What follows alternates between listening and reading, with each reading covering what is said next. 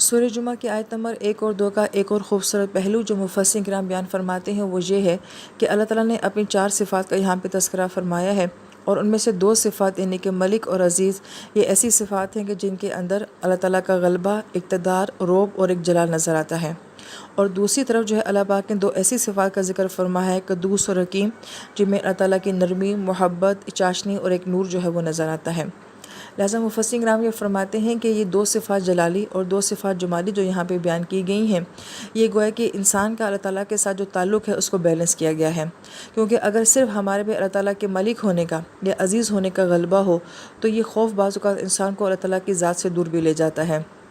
اس لیے جو ہے کہ ان کے اندر تو ایک طرح کا ہمیں رعب محسوس ہوتا ہے، مگر ساتھ ساتھ جو ہے اگر صرف قدوس کا اور حکیم کا معاملہ اللہ تعالیٰ کے ساتھ ہو تو انسان کے اندر بالکل غفلت، سستی اور نرمی آ جاتی ہے، لہٰذا یہ بھی صحیح نہیں ہے۔ تو گویا کہ ہمیں جو ہے ان دونوں طرح سے جو ہے متعارف کروایا گیا اللہ تعالیٰ کی ہستی کو، کہ اللہ تعالیٰ کی ذات اگر غلبے والی ہے، بادشاہ ذات ہے، تو وہ بہت زیادہ قدوس پاک کرنے والی اور حکمت والی ذات بھی ہے۔ تو گویا کہ ان صفات کو جو ہے وہ بیلنس کیا گیا ہے، گویا کہ انسان کے تعلق کو اللہ تعالیٰ کے ساتھ جو ہے وہ بیلنس کیا گیا ہے۔ پھر اس کے بعد ایک اور خوبصورت نقطہ اس آیت مبارکہ کے بارے میں یہ ہے کہ یہی آیت جو ہے قرآن پاک میں 3 مرتبہ آئی ہے۔ ایک مرتبہ سورہ بقرہ میں آئی ہے، ایک مرتبہ آل عمران میں آئی ہے، اور ایک مرتبہ جو ہے وہ جمعہ میں آئی ہے۔ ایک مرتبہ اس ساری دعا کو جو ہے ابراہیم علیہ السلام نے مانگا ہے، اور انہوں نے دعا کی تھی کہ اللہ تعالیٰ میری نسلوں میں کوئی ایسا آئے کہ جو کہ لوگوں کو یتلو علیہم آیاتہ ہی، کہ انہیں آپ کی آیات پڑھ کے سنائے، ویعلم الکتاب، اور انہیں کتاب سکھائے، والحکمہ، اور انہیں حکمت سکھائے، ویزکیہم، اور انہیں پاک کرے۔ اگر آپ اس میں دیکھیں تو تھوڑی ترتیب بدلی گئی، 4 کام وہی کہے ہیں، اور یہ دعا ابراہیم علیہ السلام کی قبول بھی ہوئی ہے، اور اللہ تعالیٰ نے بھی یہی فرمایا ہے کہ یہ نبی یہ 4 کام کریں گے، مگر ترتیب یہ ہے کہ انہوں نے تلاوت آیت کو، تعلیم کتاب کو، حکمت کو پہلے ذکر کیا، اور تزکیہ کو سب سے آخر میں لایا ہے۔ جبکہ آپ سورہ جمعہ کی آیت میں یہ دیکھتے ہیں کہ یتلو علیہم آیاتہ ہی یہ پہلے لایا ہے، یزکیہم تزکیہ لایا ہے، پھر اس کے بعد یعلم الکتاب اور حکمہ لایا ہے۔ مفسرین کرام فرماتے ہیں کہ بات وہ بھی صحیح ہے، بات یہ بھی صحیح ہے، مگر ایک نقطہ جو بیان کیا جاتا ہے وہ یہ کہ وہ ابراہیم علیہ السلام کی دعا تھی، اور بہرحال جتنی ہی خوبصورت وہ دعا کیوں نہ تھی مگر ایک انسانی دعا تھی۔ اللہ تعالیٰ نے اس ترتیب کو تھوڑا سا یوں بدلا ہے کہ آیات قرآنی سنانی ہیں، اور اس کے بعد ان کا تزکیہ کرنا ہے، اور تزکیہ کے بعد ہی جو ہے وہ کتاب کا علم آ سکتا ہے اور حکمت آ سکتی ہے۔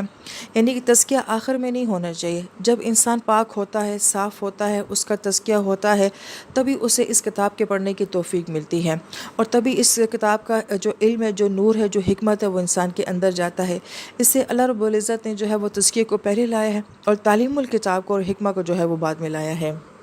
پھر آیت مبارکہ پہ ایک اور بات جو غور کی جائے وہ یہ کہ 4 کام جو نبی علیہ السلام کو بتائے گئے ہیں، ان چاروں کاموں کا تعلق جو ہے وہ قرآن پاک کے ساتھ ہے۔ تلاوت بھی آیت قرآنی کے ساتھ ہے، تزکیہ بھی آیت قرآنی کے ساتھ ہے، تعلیم کتاب بھی قرآن کے ساتھ ہے، اور حکمت بھی جو ہے قرآن کے ساتھ ہے۔ گویا کہ کل نچوڑ جو ہدایت کا اور تزکیے کا ہے وہ کس کے ساتھ ہے؟ وہ اس کتاب کے ساتھ ہے۔ اس سے اندازہ ہو جاتا ہے کہ اس کتاب کی کیا اہمیت ہے، اور اس کے بغیر نہ انسان علم لے سکتا ہے، نہ تزکیہ کر سکتا ہے، اور نہ ہی وہ حکمت کی چوٹی کو پا سکتا ہے۔ پھر اس آیت مبارکہ کے بارے میں چوتھی بات جو کہی جاتی ہے وہ یہ ہے کہ اللہ تعالیٰ نے ہمیں اس آیت مبارکہ میں پورا تعلیمی نظام جو ہے وہ بتا دیا ہے۔ تعلیمی نظام میں سب سے زیادہ اہم چیز کیا ہوتی ہے؟ وہ آپ کا سلیبس ہوتا ہے۔ تو اللہ تعالیٰ نے ہمیں بتا دیا کہ تمہارا سلیبس کیا ہے، وہ جیسے قرآن ہے۔ پھر کوئی کتاب کتنی ہی اچھی کیوں نہ ہو، میٹر یہ کرتا ہے کہ اس کتاب کو کس میتھڈ کے ساتھ پڑھایا جاتا ہے، کس طریقہ کار کے ساتھ پڑھایا جاتا ہے۔ اگر کتاب کو پڑھایا اچھے طریقے سے نہ جائے تو کتنا ہی اچھا اس کے اندر مواد کیوں نہ ہو، وہ افیکٹو نہیں ہوتا۔ تو اللہ تعالیٰ نے ہمیں وہ طریقہ کار یہاں پہ بتا دیا ہے، میتھڈ بتا دیا ہے کہ تم نے اس کتاب کو جو ہے وہ اس انداز سے لوگوں کے سامنے پیش کرنا ہے۔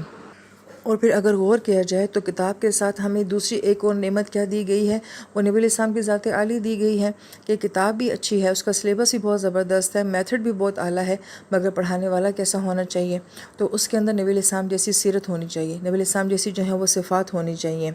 اور پھر نبی علیہ السلام نے یہ سب علم صحابہ کرام کو کہاں دیا ہے؟ تو نبی علیہ السلام نے یہ علم جو ہے صحابہ کرام کو مسجدوں میں دیا ہے۔ لہٰذا نصاب کو جاننے کے بعد، طریقہ تعلیم کو جاننے کے بعد اور استاد کی شخصیت کو جاننے کے بعد اور کن جگہوں پہ یہ علم دینا ہے، مساجد اور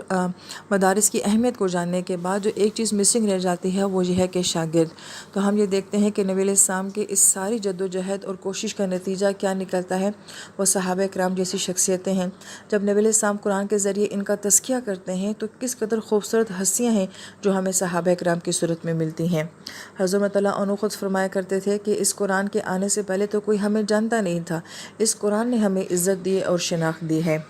اس زمن میں جو اہل علم واقعات سناتے ہیں وہ تو بہت زیادہ ہیں۔ حضرت سالم رضی اللہ عنہ جو ہیں، ایک وقت ایسا آتا ہے کہ بحیثیت غلام جو ہے یہ مارکیٹ میں بک رہے ہوتے ہیں اور کوئی ان کو خریدنے والا نہیں ہوتا ہے کہ ان کو اتنا بے قیمت سمجھا جاتا ہے، لیکن پھر یہی ہستی جب دین کو قبول کرتی ہیں اور دین کا علم حاصل کرتی ہیں تو ایک وقت ایسا آتا ہے کہ یہ امام بن جاتے ہیں اور حضرت عمر رضی اللہ عنہ جو ہیں وہ ان کے مقتدی بن کے ان کے پیچھے کھڑے ہوتے ہیں۔